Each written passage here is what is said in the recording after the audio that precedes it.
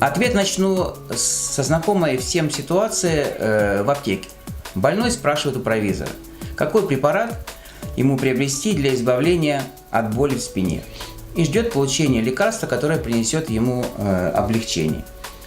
В этой ситуации он не может рассчитывать, рассчитывать только на стереотипный ответ, а не на индивидуальный подход. Результаты лечения тоже трудно прогнозируем. Похожая ситуация и с плаванием. Существует стереотипное мнение, что плавание обязательно показано при болях в спине.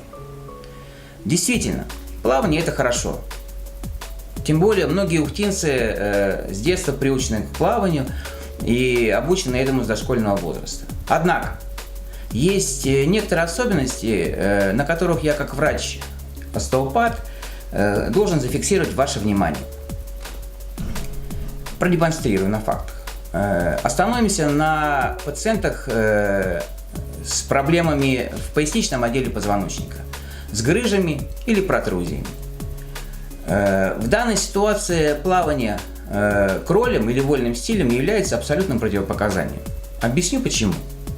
Дело в том, что основной причиной межпозвонковой грыжи или протрузии является скручивание или торсия межпозвонкового диска, которая как раз-таки очень сильно выражена при данном виде плавания. Резонный вопрос в данной ситуации. Что же делать? Надо исключить торсию, а для этого можно просто плавать брасом. Для тех, кто не умеет плавать брасом, можно просто приобрести в аптеке или в спортивном магазине надувной жилет и плавать на спине.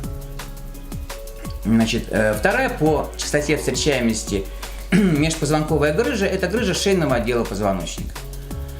Давно замечено, что самым популярным видом плавания является плавание по собачьи или брасом, не опуская голову под воду. Данный вид плавания в течение 45 минут соответствует нескольким часам сидения за компьютером. То есть очень сильно напрягаются разгибатели шейного отдела позвоночника. Какая моя рекомендация? Плавание должно сопровождаться обязательным опусканием головы под воду, или воспользоваться рекомендациями, данными выше, то есть приобрести надувной жилет и плавать на спине. Кроме того, я могу поделиться опытом собственной работы с такими пациентами.